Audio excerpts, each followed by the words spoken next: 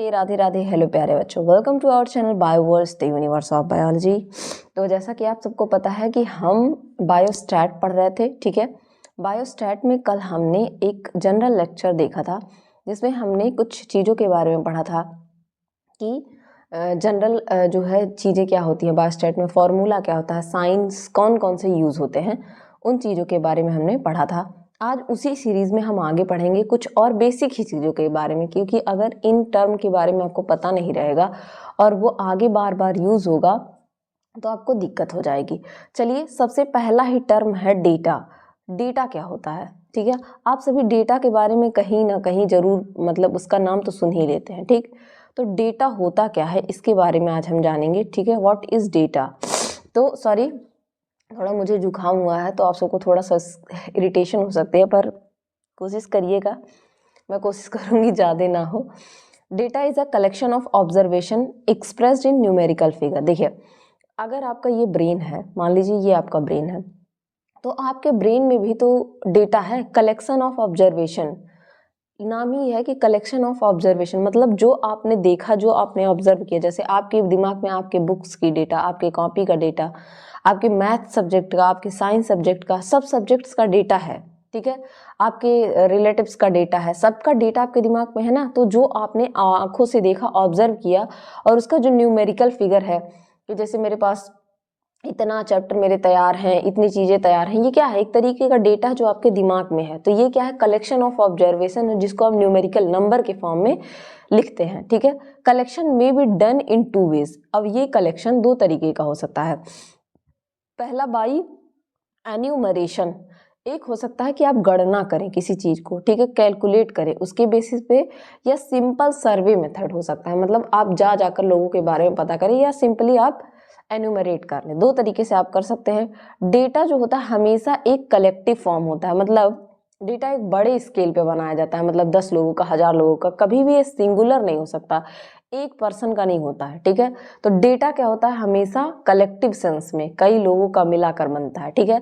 अब डेटा भी, इससे भी क्वेश्चन पूछा जाता है। मेनली डेटा 2 तरीके के हो सकते हैं। टाइप्स ऑफ डेटा की मैं बात करूँ, इट मे बी क्वांटिटेटिव और योर क्वालिटेटिव। क्वांटिटी का मतलब होता है गुणवत्ता, सॉरी, क्वालिटी का मतलब होता है गुणवत्ता, ठीक है।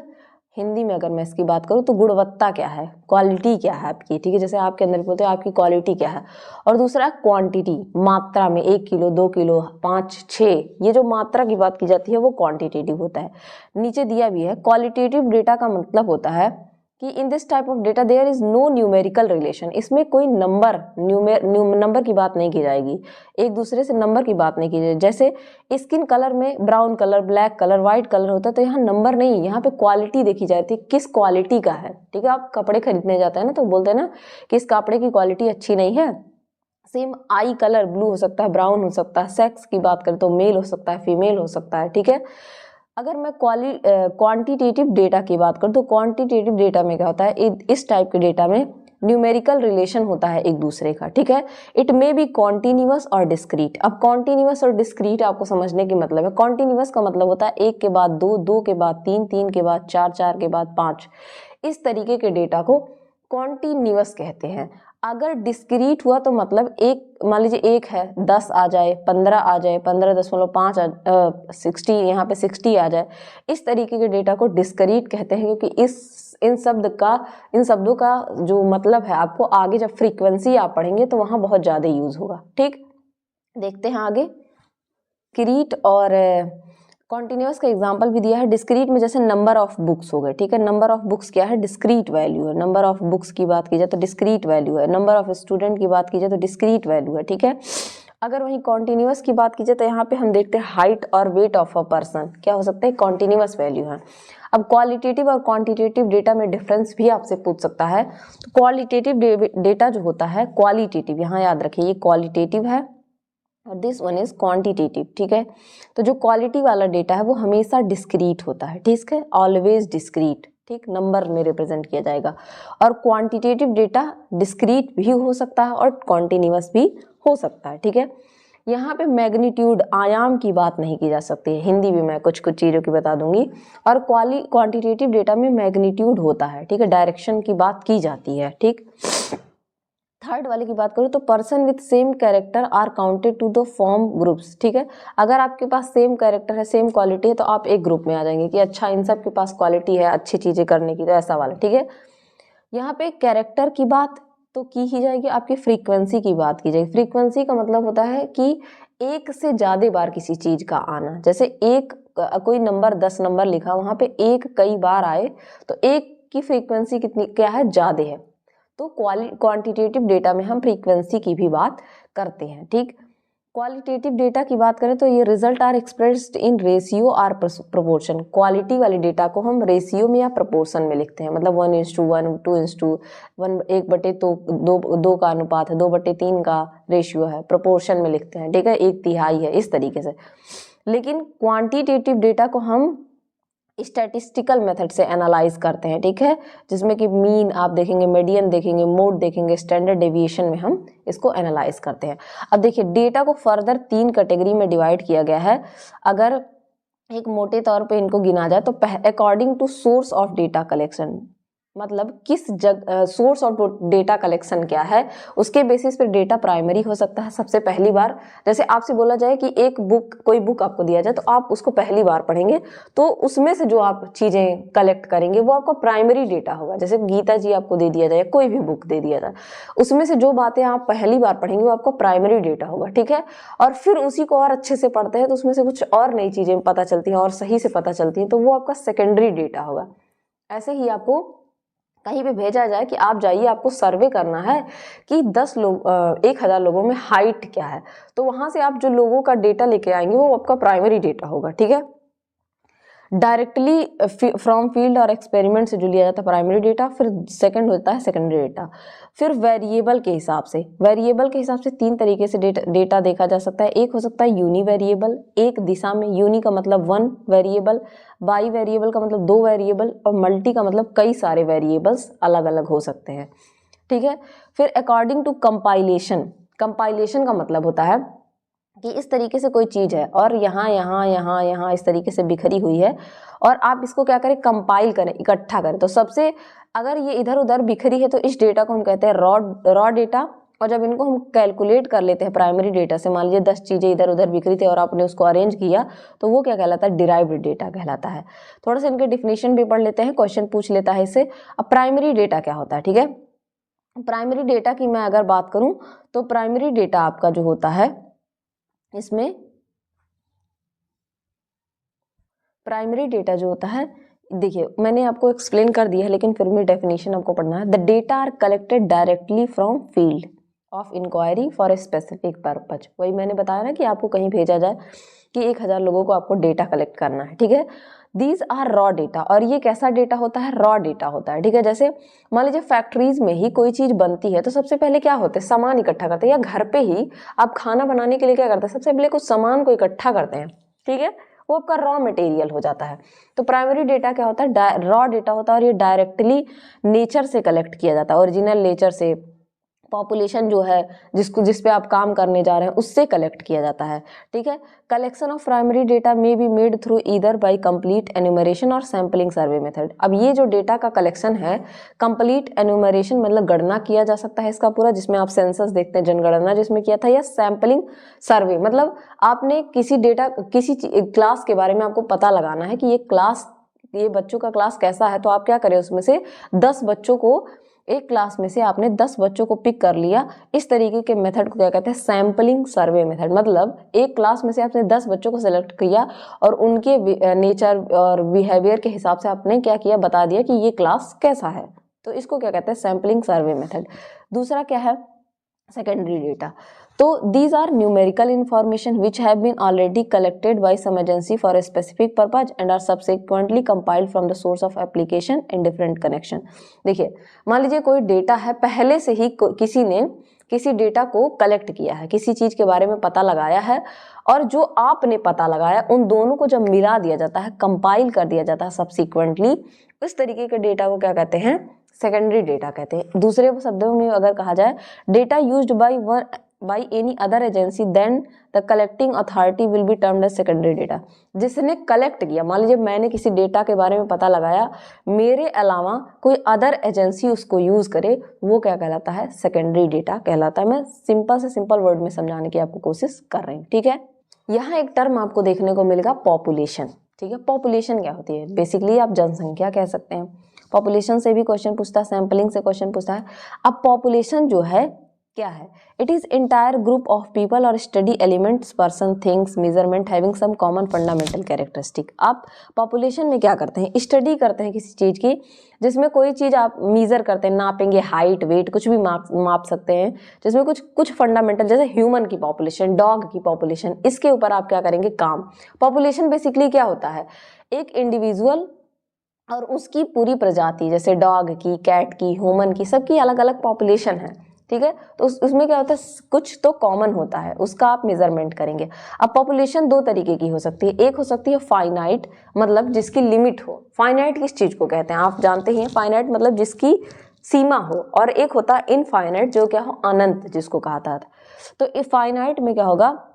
फिक्स नंबर ऑफ वैल्यू होगी। जैसे number of day in a week क्या है? फिक्स है। Number of month in number of day in a month, मतलब एक महीने में कितने दिन होंगे, फिक्स है, ठीक है।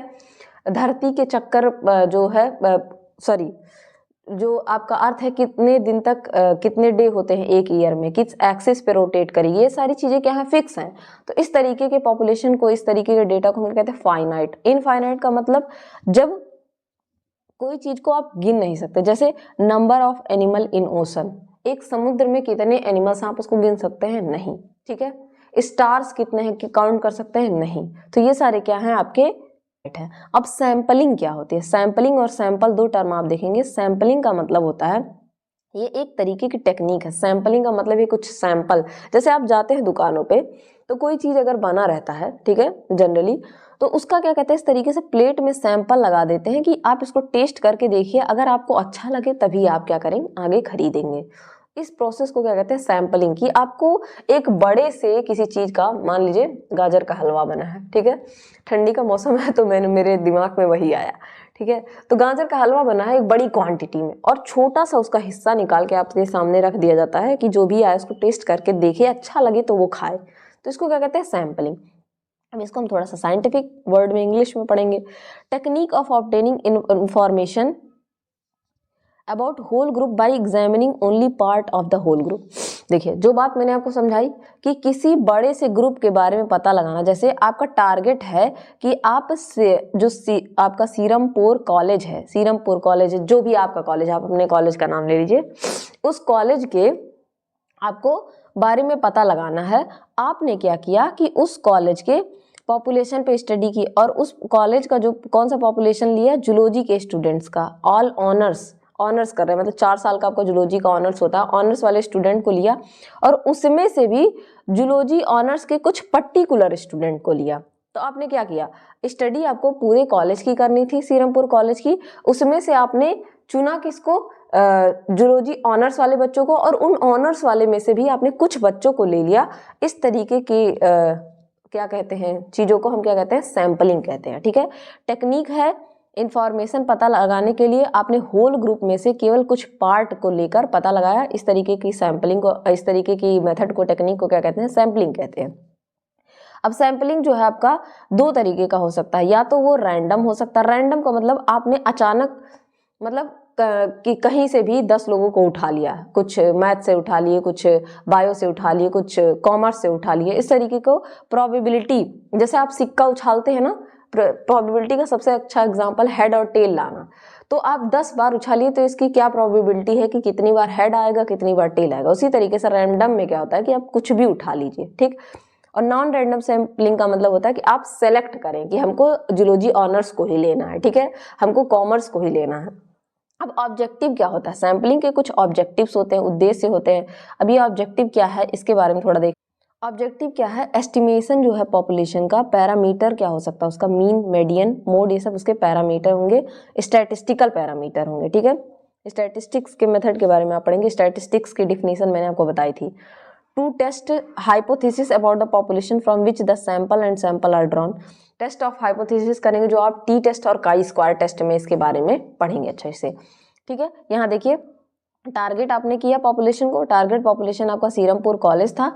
स्टडी पॉपुलेशन आपने जूलॉजी के स्टूडेंट पे की, जूलॉजी ऑनर्स पे, और सैंपल किसका लिए, कुछ पर्टिकुलर ईयर के स्टूडेंट को लिया, जैसे 3rd ईयर को, 2nd ईयर को, इस तरीके से ले लिया, ठीक है। सैंपल क्या होता है, अब सैंपल क्या होता है, रिलेटिवली स्मॉल ग्रुप होता है, ठीक है। Small group, sample small group ही है, मैंने जैसे गाजर के हलवा वाला एग्जाम्पल दिया आपको, ठीक है।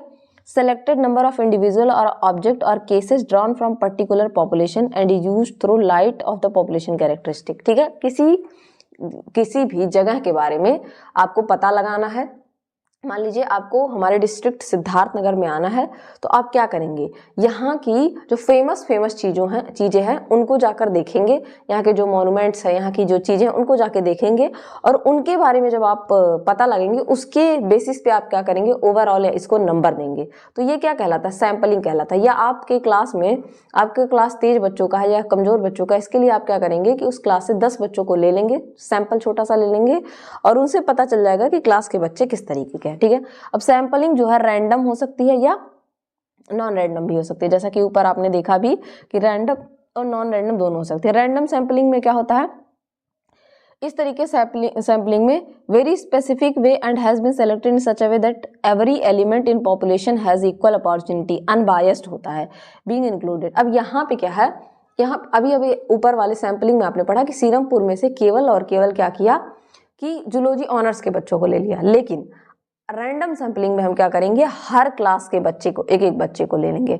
तो यहाँ पे क्या होगा कि बायस का मतलब होता है किसी एक तरफ झुकाव ज्यादा हो जाना। जैसे आप क्रिकेट देखते हैं, क्रिकेट आपको बहुत पसंद है, लेकिन उसमें से भी आप किसी एक की तरफ बायस, जैसे आपको रोहित शर्मा पसंद होंगे या विराट कोहली पसंद होंगे, तो एक तरफ बायस हो जाते हैं आप, ठीक है।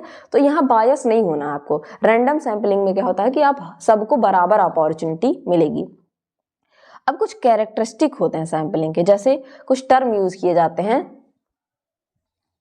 आपको पढ़ना है, ठीक है। मींस क्वांटिटी ऑफ, जैसे कि इसमें क्या हो सकते हैं, ये नॉन मेजरेबल हो सकते हैं। नॉन मेजरेबल कैरेक्टरिस्टिक को हम कहते हैं एट्रीब्यूट्स। अब बार बार एट्रीब्यूट्स आएगा तो मतलब नॉन मेजरेबल, जिनको आप माप नहीं सकते हैं उनको हम क्या कहते हैं, उनको हम कहते हैं एट्रीब्यूट्स। एट्रीब्यूट्स क्या होते हैं, non measurable characteristic which can not be numerically expressed in term of unit. These are qualitative object, इनकी आप क्वालिटी बता सकते हैं। एग्जाम्पल में जैसे कि आपका यहाँ दे रखा है, एग्जाम्पल में आप देख सकते हैं रिलीजन हो गया, नेशनैलिटी हो गया, लिटरेसी हो गया, ये सब क्या है, एक तरीके से ये क्या है, क्वालिटी है, ठीक है। इसमें नंबर की बात नहीं की जाएगी कि आपकी रिलीजन 1 है, आपका रिलीजन 2 है, नहीं, आपका रिलीजन कुछ होगा, ब्राह्मण क्षत्रिय वैश्य जो भी आपका है कास्ट है उस हिसाब से आपका रिलीजन होगा, ठीक है। जनरल हो, SC है, ST, OBC, उस हिसाब से आपकी कैटेगरी होगी, ठीक है। और मेजरेबल जो होते हैं उनको हम क्या कहते हैं, वेरिएबल्स कहते हैं। जिनको हम नाप सकते हैं उनको हम वेरिएबल्स कहते हैं, जिनको हम नाप नहीं सकते उनको हम एट्रीब्यूट्स कहते हैं। इस बात को आप ध्यान रखिएगा। अब यहाँ पे अगर मैं बात करूँ वेरिएबल्स की, तो वेरिएबल्स क्या होते हैं, मेजरेबल कैरेक्टर होते हैं जिनको हम माप सकते हैं। ये क्या होते हैं, मेजरेबल कैरेक्टर्स होते हैं। It can be numerically expressed, इनको हम न्यूमेरिकली एक्सप्रेस कर सकते हैं टर्म और यूनिट में कि 1 2 3, ठीक है। These are quantities which are capable being measured by quantitative methods, इनको आप माप सकते हैं। जैसे हाइट को इंच में माप सकते हैं, सेंटीमीटर को वेट में, वेट को किलोग्राम में, पाउंड में, mark in examination 1 number 2 number 10 number, जिस तरीके से आपको मिला है, ठीक है। अब वेरिएबल्स 2 तरीके के हो सकते हैं, एक तो ये डिस्क्रीट हो सकता है और दूसरा ये कॉन्टिन्यूअस हो सकता है। डिस्क्रीट का मैंने बताया था मतलब कि लगातार, ठीक है। There are variable, these are variables which can be measured in whole integral values, it does not take fractional value. मतलब ये एक इंटीग्रल नंबर होगा, मतलब 1 2 3 4, इसमें फ्रैक्शन जैसे 1.1 2.2, ये फ्रैक्शन नहीं यहाँ पे पाया जाएगा, ये क्या होगी, होल वैल्यू होगी। जबकि कॉन्टिन्यूअस वेरिएबल्स क्या होते हैं, these are quantities which can take any value in specific range, एक स्पेसिफिक रेंज में आप इनको बता सकते हैं, ठीक है। इस वजह से इसमें इंटीग्रल और फ्रैक्शनल वैल्यू दोनों आती हैं, ठीक है। जैसे हाइट वेट हो गया, और यहाँ पे डिस्क्रीट में क्या हो सके, number of book in examination. अब डिस्क्रीट का एग्जाम्पल यहाँ पे दिया है, जैसे ड्रोसोफिला में ब्रिस्टल का नंबर बताया गया कि एक में 3 है, दूसरे वाले में 7 हैं, तीसरे वाले में 10 हैं, चौथे वाले में 8 हैं, 5th वाले में 6 हैं, इस तरीके से है, ठीक है। वहीं अगर कॉन्टिन्यूअस वेरिएबल की बात कीजिए तो देखिए यहाँ पे आपको फ्रैक्शन में मिल जाएगा कि बॉडी वेट दिया है क्रैब्स का, केकड़ों का बॉडी वेट दिया है, पहले का 5.026 ग्राम है, दूसरे का 3.73 है, ठीक है। इस तरीके से एक टर्म और आता है that is statistical error. Statistical error क्या होते हैं, ये आपके it is statistical terminology word error. Error का मतलब ही होता है गलती, स्पेशल सेंस में यूज किया जाता है। Error show that extent to which observed value of quantity exceed the true value. Error को आप निकाल सकते हैं कि जो आपने वैल्यू ऑब्जर्व की, ऑब्जर्वेशन लगाया कि यहाँ पे कि ऐसे आपको एक जगह दे दिया गया, आपको बोला कि यहाँ पे 100 लोगों को कितने लोग एडजस्ट हो सकते हैं, तो आप बोलेंगे आपने एक ऑब्जर्वेशन लगाया कि 100 लोग यहाँ हो सकते हैं और जितने असली में वहाँ पे 90 लोग ही आए, तो ऑब्जर्व वैल्यू में से आपको ट्रू वैल्यू, मान लीजिए 100 लोगों का ऑब्जर्वेशन लगाया, उसमें से 90 लोग ही वहां पे आए, तो इसको घटाने पे मिला आपको 10, और ये 10 क्या कहलाता है, एरर कहलाता है, ठीक है। तो एरर भी आपको समझ में आ गया होगा। यहाँ पे ये दो टर्म आपको दिख रहा होगा। एरे, एरे एक टर्म होता है। एरे का मतलब होता है presentation of data in ascending order of magnitude is called array. आयाम को आप असेंडिंग का मतलब होता है बढ़ते क्रम में, एक के बाद दो, दो के बाद तीन, ठीक है, असेंड करना। अगर आप मैग्नीट्यूड को, आयाम को असेंडिंग ऑर्डर में लिख रहे हैं तो वो क्या कहलाता है, एरे। और एक वर्ड आता है टैली, ये वाला मार्क आपने देखा होगा, टैली मार्क, ठीक है। टैली जो है एक तरीके का मार्क होता है। Tally mark is upward slanted stroke, ठीक है, इस तरीके से आता है, which is put against each occurrence of value. मतलब आप जैसे छोटे बच्चों को सिखाने के लिए क्या कहते थे कि अगर आपको 5 गिनना है तो क्या करेंगे आप, 1 2 3 4 और 5, इस तरीके से आप 5-5 का ग्रुप बनाएंगे। तो इस तरीके से अकरेंस, कितनी बार कोई चीज आई उसको गिनने के लिए हम इसका यूज करते हैं। When value occurrence 4 times the 5th occurrence is denoted by cross. यही मैंने बताया कि अगर कोई वैल्यू 5 बार आई, 4 बार आई, तो 5वीं वैल्यू को हम क्या करते हैं, क्रॉस कर देते हैं टैली मार्क से। रनिंग डायगोनली, ये डायगोनल रिप्रेजेंटेशन, डायगोनली ये रनिंग करेगा अक्रॉस द 4 टैली मार्क, चारों टैली के बीच से डायगोनल कट कर देंगे, ठीक है। The facilitate of counting of tally marks at the end, ठीक है। अब आप इस तरीके से काउंटिंग कर सकते हैं, ठीक। ये कि स्टैटिस्टिकल डेटा को आप कैसे रिप्रेजेंट कर सकते हैं, उसको दिखा कैसे सकते हैं, ठीक है। यहाँ पे स्टैटिस्टिकल डेटा को आप कैसे रिप्रेजेंट कर सकते हैं, कैसे दिखा सकते हैं, उसके बारे में। पहला तो आप टेक्स्ट के फॉर्म में, मतलब 1 2 3 ऐसे लिख के, टेक्स्ट के फॉर्म में, मतलब लिख के, जिस तरीके से ये सारी चीजें लिखी हुई हैं ये टेक्स्ट फॉर्म में है, ठीक है, टेक्स्ट के फॉर्म में दे सकते हैं। मतलब numerical data represented in descriptive form called textual representation, it is lengthy, ये लेंदी होता है, ठीक है। सम वर्ड्स में रिपीट सेवरल टाइम्स, और कई शब्द ऐसा हो सकता है कि बार बार आए। इट बिकम्स डिफिकल्ट, ये कठिन हो जाता है। Grasp salient points of the textual presentation, ठीक है, इसको इसमें ग्रैस्प करना मतलब आप आत्मसात करना, अपने अंदर लेना थोड़ा कठिन हो जाता है। टेबुलर रिप्रेजेंटेशन, आप कहते हैं ना कि किसी चीज को इस तरीके से टेबल के फॉर्म में, यहाँ पे इस तरीके से 2 टेबल बना लीजिए, कंपेयर कर लीजिए। टेबुलर रिप्रेजेंटेशन अच्छा होता है समझने के लिए, ठीक है। टेबुलर रिप्रेजेंटेशन में क्या होता है, लॉजिकल होता है, सिस्टमेटिक रिप्रेजेंटेशन होता है इसमें न्यूमेरिकल डेटा का। रो और कॉलम का यूज करते हैं, इस तरीके से रो का यूज करते हैं हम, कॉलम का यूज करते हैं, ठीक है।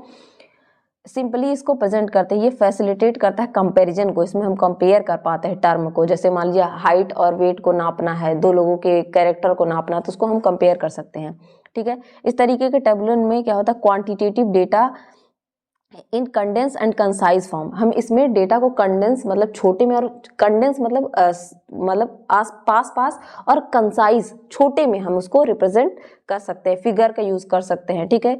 इसमें क्विक रिसेप्शन होता है, आइज का मतलब आसानी से, अगर आपको 2 लोगों का कंपेयर करके इस तरीके का डेटा उनको दीजिए, हाइट क्या है, वेट क्या है, सारी चीजें दे दीजिए, तो आप आसानी से देखकर बता पाएंगे। तीसरा होता है ग्राफिकल रिप्रेजेंटेशन।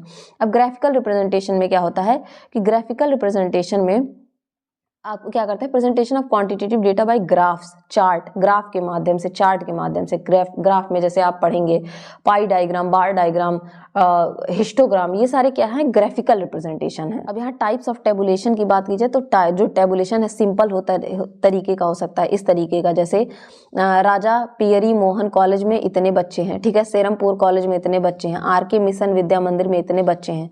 या कॉम्प्लेक्स हो सकता है। अब ये कॉम्प्लेक्स में क्या होगा, डेटा इज, यहाँ पे एक कैरेक्टर से ज्यादा कई सारे कैरेक्टर की बात कीजिए, जैसे आप यहाँ ही देख सकते हैं, यहाँ पे कई सारे कैरेक्टर की बात की जा रही है, ठीक है। जैसे आरपीएम कॉलेज में BA honours, BSc, BA, BSc के बच्चे और टोटल बच्चे कितने हैं। जैसे आरपीएम कॉलेज में 450 बच्चे, बीए में 400 बच्चे, बीएससी में ठीक है। ऑनर्स में 850 बच्चे बीए में और 1050 बच्चे बीएससी में, इस तरीके से। फिर सीरमपुर कॉलेज का सेम दिया है, फिर आर के मिशन विद्या मंदिर कॉलेज का दिया है। तो इस तरीके का रिप्रेजेंटेशन हो सकता है। ये तो या तो ये सिंपल हो सकता है या तो ये कॉम्प्लेक्स हो सकता है। कुछ चीज़ें दी हुई हैं जैसे मीज़र क्या होता है और स्टैटिक्स और पैरामीटर में डिफरेंस, ठीक है। उसके पहले आप डिफरेंस देख लीजिए, स्टैटिक और मीज़र में डिफरेंस क्या होता है, ठीक है। स्टैटिक्स और मीज़र में क्या डिफरेंस होता है इसके बारे में हम देखेंगे।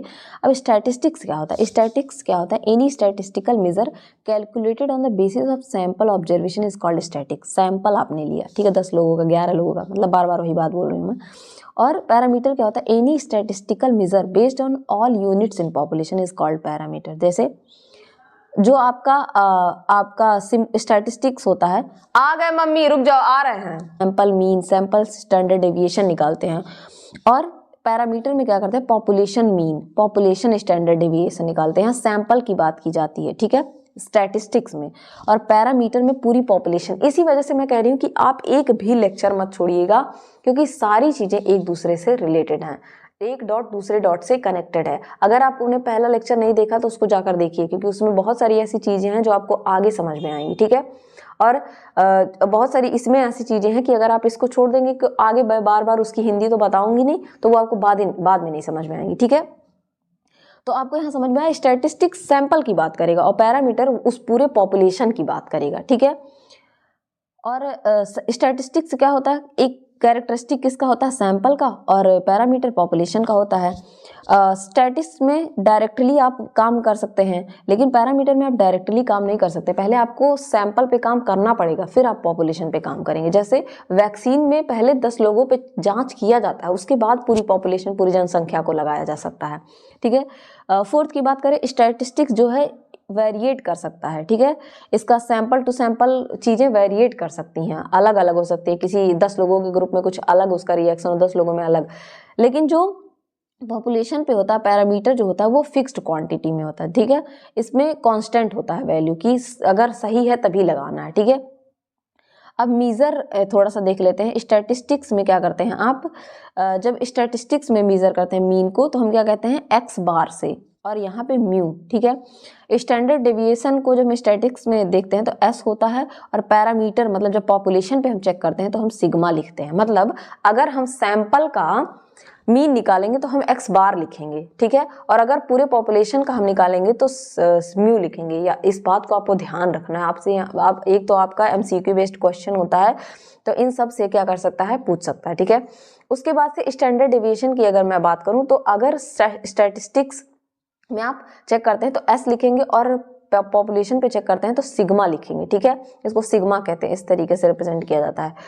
और वेरिएंस की मैं अगर बात करूं तो वेरिएंस को आप एस स्क्वायर लिखेंगे अगर स्टैटिस्टिक्स में, और पैरामीटर में सिग्मा स्क्वायर। कोरिलेशन कॉफिशिएंट एक होता है, अगर उसको सैंपल में लेंगे तो आर, और पैरामीटर में पी, ठीक है। अब यहाँ कुछ क्वेश्चन दिया है केसेस के ऊपर। Find the whether variable is continuous और discontinuous in the following cases, आपको बताना है। अब मैंने ऊपर इसका डिस्क्रिप्शन दे दिया था, आपको बता दिया था। Number of individual in family क्या है, ये एक तरीके की डिस्क्रीट वैल्यू है। कैसी वैल्यू है, डिस्क्रीट है, कॉन्टिन्यूअस नहीं है, ठीक है। सबके फैमिली में वेरी कर सकता है।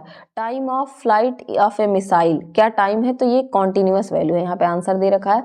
Number of gallons of water in washing machine discrete हो सकता है, अलग अलग हो सकता है। Life time of television tubes produced in A company continuous होता है, ठीक है। इस तरीके से कुछ चीज़ें क्वेश्चन भी आपको मैं कराऊंगी साथ के साथ। आपका रिस्पांस जैसा होगा वीडियो पे, आपका रिस्पांस, आपके कमेंट्स बहुत मैटर करते हैं एक टीचर के लिए, तो वो जरूर किया करिए। चलिए तब तक के लिए पढ़ते रहिए, बढ़ते रहिए, इसी तरह और सीरीज में मिलेंगे हम लेक्चर के साथ।